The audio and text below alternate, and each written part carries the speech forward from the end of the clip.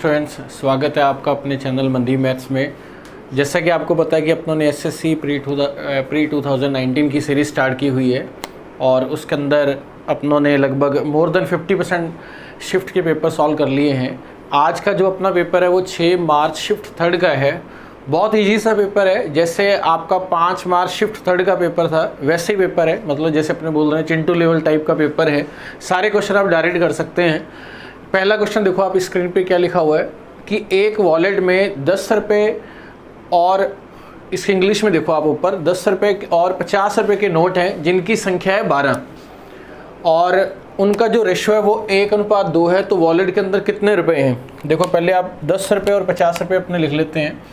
10 रुपये 50 रुपये के नोट और इनकी संख्या जो है वो कितनी है? 1:2 है। अगर 1:2 को अगर टोटल करें तो कितना हुआ? 3। ये टोटल किसके बराबर है? 12 के। तो 1 की वैल्यू कितनी हुई? 4। इसका मतलब क्या हुआ कि 10 रुपये वाले जो नोट हैं उनकी संख्या तो कितनी है? 4 और 50 रुपये वाले जो नोट हैं उनकी संख्या है 8। अब आप मेरे को ये बताओ कि अगर 10 रुपये वाले नोट अगर 4 है तो टोटल रुपये कितने हुए? टोटल रुपये हुए 40। 10 × 4 40। अगर 50 रुपये वाले नोट अगर आपके पास 8 हैं तो टोटल रुपए हुए 400। अगर आप इसका टोटल कर दोगे आपका जो आंसर आएगा वो आएगा 440 रुपये।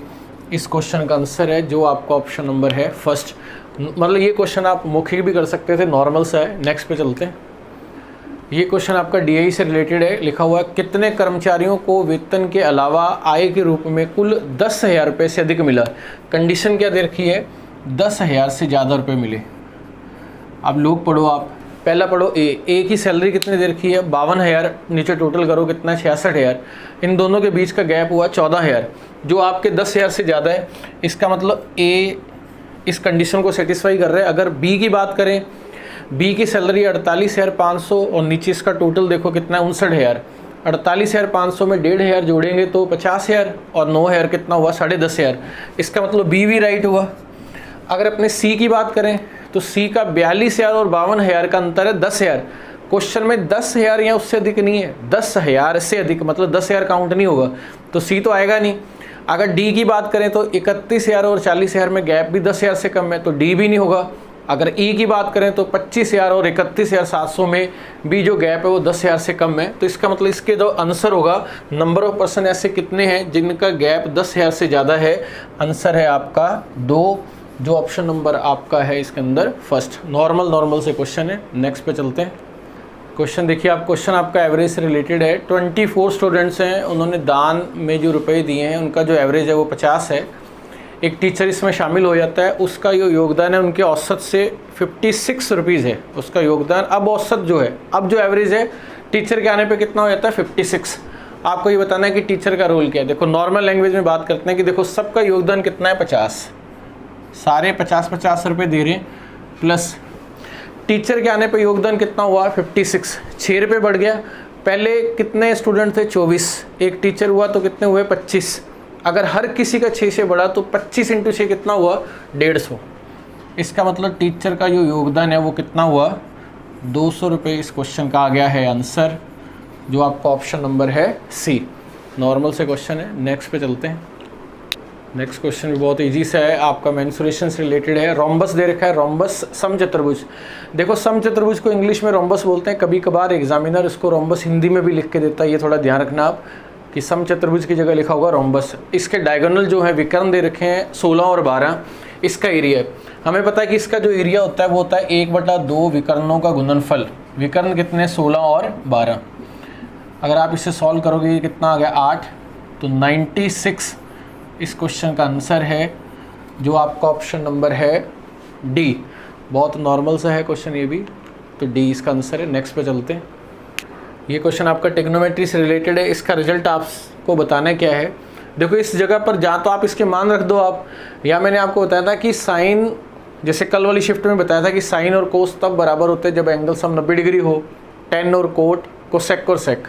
इसका मतलब अगर इन दोनों को ध्यान से देखें तो इनका टोटल 90 डिग्री हो रहा है, तो इसका रिजल्ट जो होगा वो होगा 1, क्योंकि साइन 30 भी 1/2 होता है और कोस 60 भी 1/2 होता है। ऐसे ही इन दोनों का रिजल्ट भी 1 होगा। अगर आप एक को 1 से मल्टीप्लाई करेंगे तो 1, 10 45 है 1, तो रिजल्ट कितना हो गया 0। आपका जो आंसर हुआ ए। सारे मौखिक क्वेश्चन है। नेक्स्ट पे चलते हैं। इस क्वेश्चन में क्या है, बॉयज़ आपको टेबल दे रखी है अलग अलग स्ट्रीम की, साइंस, आर्ट्स, कॉमर्स और वोकेशनल का। बॉयज़ और गर्ल्स का रेशो बताने हैं। देखो पहले आप बॉयज़ काउंट करो, जैसे साइंस में 18 है और आर्ट्स के अंदर कितने 47, यहाँ मैंने लिख दिए हैं सारे बॉयज़, देख लो आप इतने ही हैं, गर्ल्स भी इतनी है। टोटल करना है, नॉर्मल सा क्वेश्चन है। देखो आप इसका टोटल कैसे करोगे, 40 और 10 कितना हुआ 50, 15 एक्स्ट्रा 65, 65 और 70 कितना हुआ आपका 135। और यहाँ की अगर बात करें तो ये कितना हुआ 60, ये हुआ 70 और 45 अगर आप ऐड कर देंगे तो 115। इन दोनों का अगर रेशो देखें तो 135 और 115, 5 से कट रहा है ये, 5 दूनी 10, 5 × 7 35, 5 दूनी 10, 5 × 3 35, 27 और 23 का ऑप्शन नंबर आपका सी। नेक्स्ट पे चलते हैं। ये क्वेश्चन आपका ज्यामिति से रिलेटेड है। क्वेश्चन में डायग्राम दिया हुआ है और दिया हुआ है एंगल ए पी ओ कितना है 35 डिग्री। तो आपको ये बताना है नीचे वाला कौन सा स्टेटमेंट सही है। देखो इसमें जितने भी 3-4 केस बनते हैं मैं सारे आपको बता देता हूँ कि इससे पहले की शिफ्ट में अपनों ने ये किया था कि अगर यहाँ मिला दें और इन दोनों को मिला दें तो ये 90 डिग्री कॉन्टैक्ट पॉइंट होता है। अगर ये 90-90 है तो इसका मतलब इसका और इस पूरे एंगल का जो टोटल है वो 180 होगा। जहाँ तो एग्जामिनर इस पर पूछेगा। यहाँ क्या होता है कि आपको ये पता होगा कि अगर इन दोनों को मिला देते हैं, देखो आप कैसे, अगर आपने इन दोनों को मिलाया और इसको मिला दिया, ये कॉन्टैक्ट पॉइंट 90 डिग्री 90 डिग्री, दोनों में कॉमन, ये दोनों में भुजा कॉमन है और ये आपस में रेडियस दोनों का सेम, तो RHS right angle hypotenuse side से ये दोनों हो गए कॉन्ग्रुएंट, सर्वांग सम हो गए ये, क्योंकि ये दोनों में कॉमन है, ये दोनों में बराबर है, ये भी बराबर है और ये भी बराबर है। इसका मतलब ये एंगल भी 2 बराबर हिस्सों में बटेगा। अगर ये 35 है तो इसका मतलब ये एंगल भी कितना हुआ आपका 35 डिग्री। इस क्वेश्चन का आंसर है BPO 35 डिग्री, सी ऑप्शन है। इसमें आपको बता देता हूँ क्या क्या क्वेश्चन बनेंगे। देखो आप, एग्जामिनर क्या करता है कि ये एंगल देके ये पूछ लेता है। अगर ये 70 है, अगर आपसे ये पूछा जाता तो यहाँ 110 डिग्री होता। अगर 110 डिग्री होगा या फिर ये देके ये पूछ लेगा। अगर अपने को ये पता होना चाहिए कि ये दोनों बराबर हिस्सों में बटेंगे। अगर ये 50 होता तो ये 25-25 होता, 2 बराबर हिस्से, समझ गए होंगे। नेक्स्ट पे चलते हैं। ये क्वेश्चन आपका टाइम स्पीड डिस्टेंस से, ये लिखा है 2 साइकिल सवार X और Y एक ही समय पर A से B की ओर चलते हैं, जिनकी स्पीड है 6 और 8। यात्रा के दौरान जो 15 मिनट तक रुकने के बाद Y जो है X से 10 मिनट पहले पहुंच जाता है। X और Y है, Y X से 10 मिनट पहले पहुंच जाता है और 15 मिनट का रेस्ट भी लेते हैं। देखो यहाँ अपने X और Y को लिखें, अगर X और Y, तो आपको टोटल डिस्टेंस बताना है कितना है।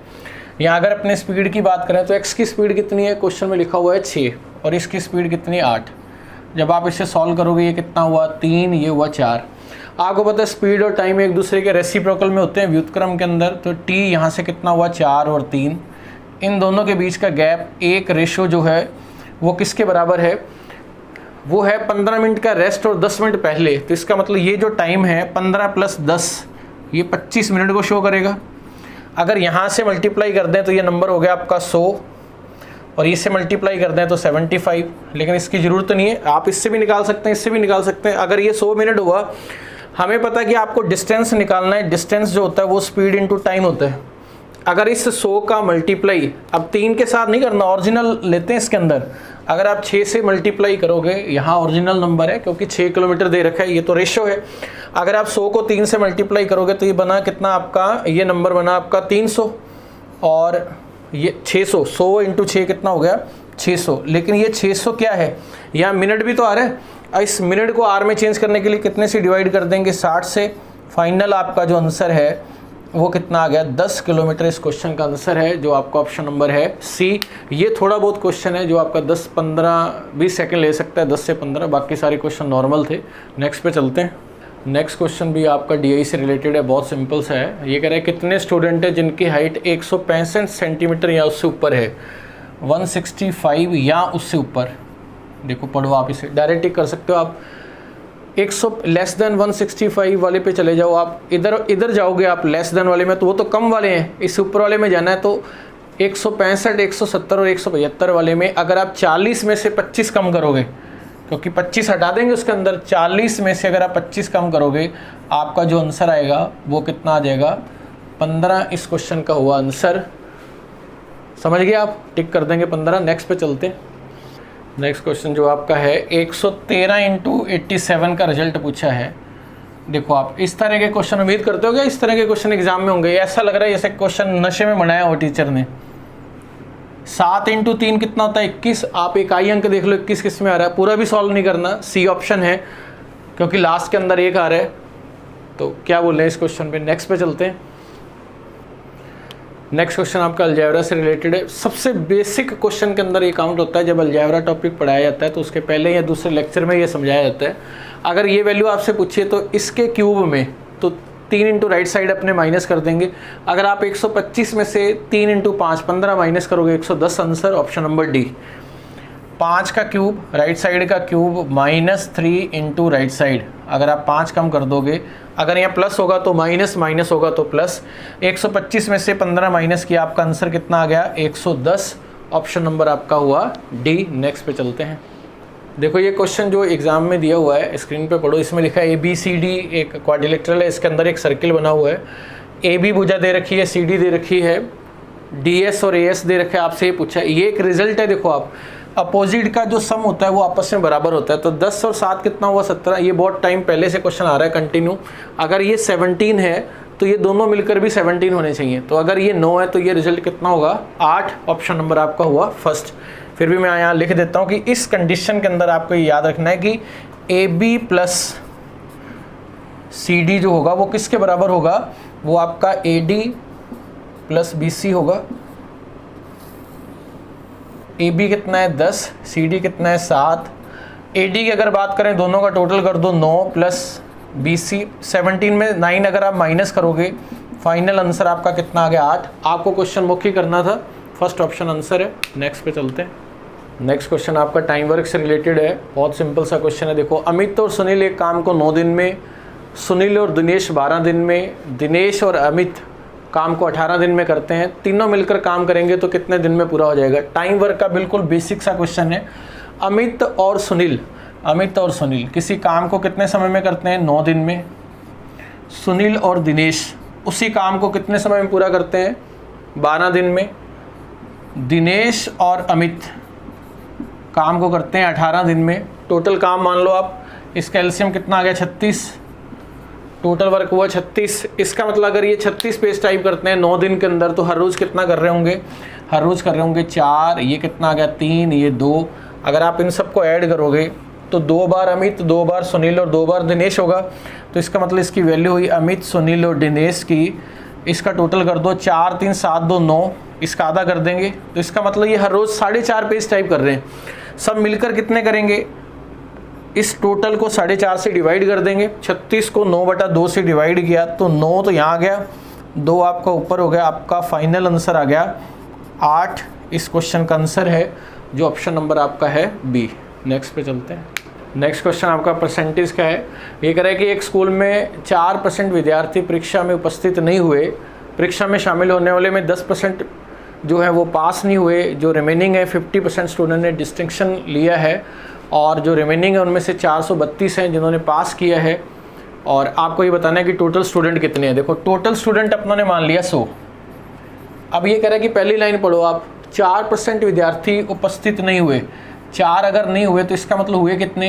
हुए हैं 4 तो हुए नहीं, उसको तो काउंट करेंगे नहीं। कितना हुआ? 96। अब 96 में 10% स्टूडेंट ऐसे हैं जिन्होंने पास नहीं किया। तो पास नहीं हुए तो इसका मतलब 10% 76 विद्यार्थी पास नहीं हुए। तो 90% निकालेंगे जो रिमेनिंग है। इसका 90% निकालो क्योंकि 10% हटा दो, जा तो 10% निकाल के माइनस कर दो, यहाँ इसका 90% निकाल लो आप। 90% का मतलब कितना हुआ? 5 81 और 5 कितना हुआ? 86। एक के बाद पॉइंट। अब ये कह रहा है कि जितने ये स्टूडेंट आए इसका 50% ऐसे हैं जिन्होंने डिस्टिंक्शन लिया है। और 50% स्टूडेंट अगर डिस्टिंक्शन है तो ना डिस्टिंक्शन वाले भी तो 50% हुए। इसका मतलब इसका 50% मतलब आधा। ये कितना हुआ? 43.2। उनकी संख्या जो दे रखी है क्वेश्चन के अंदर वो 432 है। अगर ये 432 है तो ये कितने से मल्टीप्लाई होगा? ये नंबर होगा आपका 10 से मल्टीप्लाई। एग्जामिनर आपसे पूछ रहा है टोटल स्टूडेंट कितने हैं। अगर आप इसको 10 से मल्टीप्लाई कर दोगे आपका जो फाइनल आंसर आया वो कितना आया? 1000। इस क्वेश्चन का आंसर है ऑप्शन नंबर है सी। नेक्स्ट पे चलिए। नेक्स्ट क्वेश्चन भी आपका देखो, आपका डायग्राम दे रखा है क्वेश्चन के अंदर, और ए बी का मान दे रखा है 8, ए सी है 10, ए डी कितना है 17, सी डी आपसे पूछा। इस क्वेश्चन के लिए आपको ट्रिपलेट का नॉलेज होना चाहिए। मैंने उस दिन भी बोला था आपको कि पाइथागोरस ट्रिपलेट सबसे इंपॉर्टेंट है। अगर आप लंब आधार और कर्ण में देखें तो अगर ट्रिपलेट आपका 6, 8 और 10 का भी होता है, अगर 8 के हिसाब से देखें, अगर यहाँ 17 है, अगर कर्ण की वैल्यू देखें और ये क्या है आपका लंब और ये है आधार, तो अगर इसको सेम रखना है और अगर यहाँ 17 है तो ये आपका रिजल्ट 8, 15 और 17 भी होता है। अगर ये याद है तो बेस्ट, याद है तो डायरेक्ट कर लोगे, नहीं है तो निकाल लेना आप। अगर सोचो अगर ये याद है, वैसे तो आपको ट्रिपलेट याद रखनी चाहिए, जैसे 3, 4, 5, 6, 8, 10, 8, 15, 17, 10, 24, 26, 9, 40, 41, 12, 16, 20 ऐसे। अब आप सोचो कि अगर यहाँ 8, 10 हमें पता कि 6, 8, 10 होता है, तो ये 6 हुआ। अगर ये 6 हुआ, 8, 15 और 17 और ये पूरा 15 होना चाहिए, तो 15 में से 6 माइनस कर देंगे तो 9 आंसर आप टिक कर सकते हो आप। नहीं तो आपको क्या करना पड़ेगा, 100 में से 64 माइनस किया, 36 उसका वर्गमूल लिया आपने, वो टाइम टेकिंग है, तो यहाँ कितना आ गया 6। अब 17 में से 64 माइनस करने की बजाय आपको याद होना चाहिए कि अगर 17 और 8 है तो ये वाला कितना हुआ 15, तो ये पूरा 15 हुआ। ये अगर ये पूरा 15 है तो इसका मतलब ये वाला हिस्सा कितना हुआ 15 माइनस 6, आपका जो आंसर है वो कितना आ गया 9, ऑप्शन नंबर है सी। नेक्स्ट पे देखिए आप, नेक्स्ट क्वेश्चन आपका CISI से रिलेटेड है। अमित ने साधारण ब्याज पर 25,000 रुपये लिए और भोला ने चक्रवृद्धि ब्याज पर समान राशि उधार ली। 2 साल के अंत में भोला को अमित की तुलना में 160 रुपये अधिक देने पड़े, प्रतिवर्ष ब्याज की दर। देखो 160 रुपये देने पड़े, तो 160 रुपये का अगर अपने दोनों रेट के अंदर डिफरेंस निकालें, दोनों में 160 का गैप है, टोटल रुपए कितने दे रखे हैं 25,000, 25,000 इंटू 100। जब आप इसे सॉल्व करोगे, देखो आप ये कितना आ गया 0 पॉइंट, यहाँ 0 आ जाएगा, 25 इंटू 6 150, 10 0, 25 इंटू 4 100, 0.64% आंसर है। अगर 0.64 है तो अब आप इसका ऑप्शन देखिए A B C D में, लेकिन ये ऑप्शन, ये जो आंसर है वो दोनों के बीच का गैप है। अब आप देखो कि ऑप्शन को देखकर अगर 8% को देखें तो 8% ही 64, क्योंकि डबल डॉट स्क्वायर, तो रफली आइडिया लग रहा है। अगर अपने 8% रेट लें, अगर इसको SI की कंडीशन में लें अमित की तुलना में, तो 2 साल 8% हर साल का फिक्स होगा, तो 2 साल का कितना हुआ 16%। अगर CI की बात करें भोला के कंडीशन में, तो डबल डॉट स्क्वायर, कल भी बताया था आपको, डबल कितना हुआ 16.64। अब आप देखो कि इन दोनों के बीच का जो गैप है वो कितना आ रहा है 0.64%। ये वेरीफाई भी हो गया। इसका मतलब आपका जो आंसर है वो कितना हुआ 8% इसका आंसर है, जो आपका ऑप्शन नंबर कौन सा है, ऑप्शन नंबर B इस क्वेश्चन का है आंसर। नेक्स्ट पे देखिए, देखो कई बच्चे ऐसे करें कि यार सर हमें पूरा आइडिया लग गया है, क्वेश्चन कैसे आएंगे, बड़ा मज़ा आता है सुबह जब आपके 10 बजे वीडियो का हम इंतज़ार करते हैं। देखो आपको पेपर इजी लगने का मतलब क्या होता है कि अब आपका खुद का लेवल बहुत अच्छा हो गया है। पेपर हमेशा से इजी रहे, पेपर हमें टफ कब लगता है, जब हमारा लेवल खुद का डाउन हो। कम से कम अब आप धीरे धीरे कर रहे हैं, अब आपको पूरा पैटर्न क्लियर हो गया है। अब आपको ऐसा लग रहा है कि यार ये क्वेश्चन बहुत इजी है, यही क्वेश्चन पहले आपको टफ लग रहे थे, तो इसी जोश को मेंटेन रखना आप। तो मैं क्वेश्चन करवा देता हूँ कंटिन्यू। पहले नेक्स्ट क्वेश्चन देखिए, 17 नंबर क्या है। एक ट्राइंगल में 2 साइड का मान है 5 और 8, तीसरी साइड पूछी है।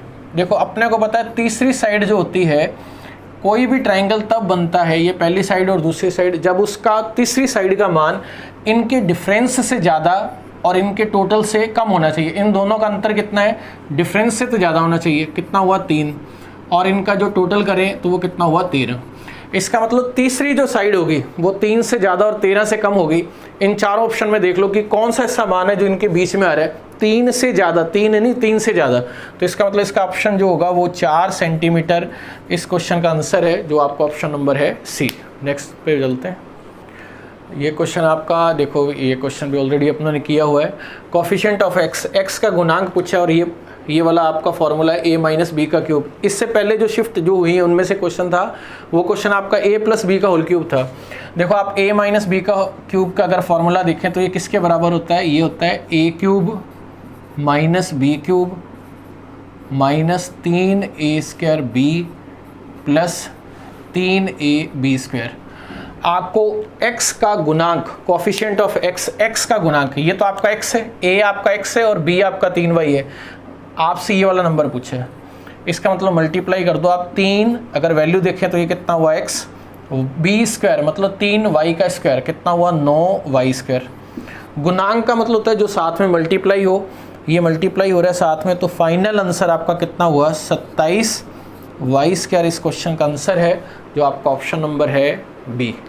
नेक्स्ट पर चलिए, बहुत इजी सा क्वेश्चन है। ये एक्सप्रेशन आपको पता होना चाहिए। क्वेश्चन दो तरीके से कर सकते हो, या तो आप ऑप्शन से वैल्यू पुट करके चेक कर लो कि एक किस में बराबर होगा, या आपको ये पता है कि sine square plus cos square होता है 1, तो sine square plus cos square अगर 1 है तो कोस स्क्वायर -1 जो होगा वो आपका माइनस साइन स्क्वायर होगा, ये होगा आपका माइनस साइन स्क्वायर।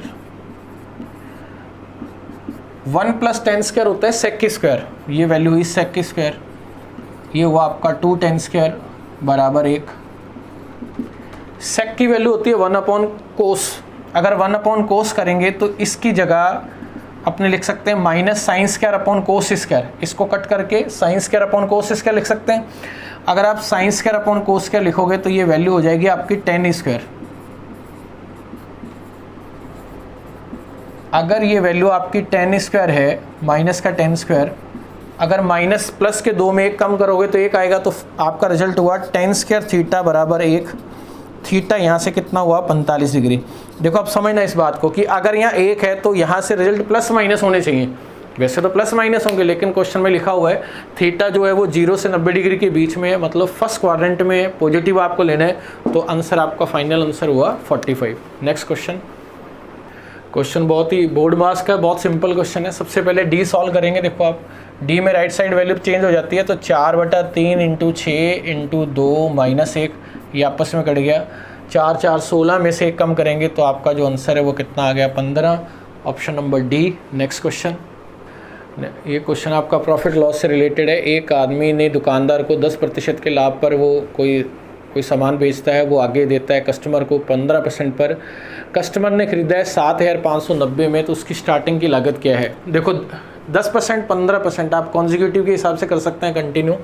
10% के हिसाब से कितना हुआ 1/10, इसका मतलब 10 वाली वैल्यू किस में चेंज होगी 11 में, क्योंकि प्रॉफिट की बात कर रहा है ये। आगे ये किसकी बात कर रहा है, बात कर रहा है 15% की, तो 15% 5% 1/20 का 3 गुना 3/20, इसका मतलब ये रिजल्ट हुआ 20 से हुआ 23। अगर आप मल्टीप्लाई करो तो यहाँ कितना हुआ 200, 23 × 11 23 और 2 कितना हुआ 25।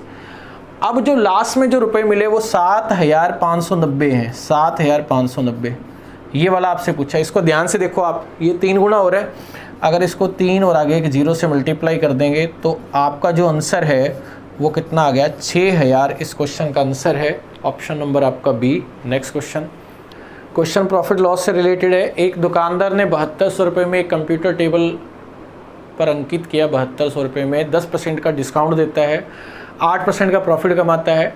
अगर वो किसी भी तरह का डिस्काउंट ना दे तो उसका प्रॉफिट परसेंटेज क्या है। देखो मैंने कल भी शिफ्ट में आपको बताया था कि अगर परसेंटेज में पूछा जाए तो आपको एक्चुअल डाटा से कोई मतलब नहीं है। एक ही नंबर पे डिस्काउंट और प्रॉफिट दे रखा है तो उसको आप CP और MP को कैसे लिख सकते हैं, यहाँ लिख सकते। ये क्वेश्चन देखो आप 5 से 6 बार आ गया है। 100 -% डिस्काउंट और 100 + प्रॉफिट। अब तो ये वैसे याद हो जाना चाहिए। डिस्काउंट कितना दे रखा है 10 और प्रॉफिट कितना हो रहा है, प्रॉफिट हो रहा है आपको 8, ये आ गया 8। अगर आप 10 माइनस करोगे तो ये हो गया 90, ये कितना हो गया 108। कंडीशन दे रखी है कि अगर वो डिस्काउंट नहीं देता, देखो MRP पे डिस्काउंट होता है, अगर वो डिस्काउंट नहीं देगा तो ये MRP आपका बाद में किस में बदल जाएगा, सेलिंग प्राइस में। मतलब 90 की वस्तु खरीद कर 108 में सेल कर रहा है, कितने का फ़ायदा हो रहा है 18 का। 18/90 कौन सा हिस्सा हुआ, ये 5वां हिस्सा हुआ। इसका मतलब इसका जो आंसर है वो कितना हुआ 20% इस क्वेश्चन का हुआ answer, option number C. Next question easy question है ये। देखो आप साइन 0 0 होता है, 0 को किसी भी नंबर से मल्टीप्लाई कर देंगे आंसर 0। यहाँ एग्जामिनर ने मिस्टेक क्या की, एग्जामिनर को ये स्टार्टिंग में 0 नहीं देना चाहिए, उनको कुछ नंबर ऐसा देना चाहिए जैसे क्वेश्चन आ गया जैसे sin 1 sin 2 ...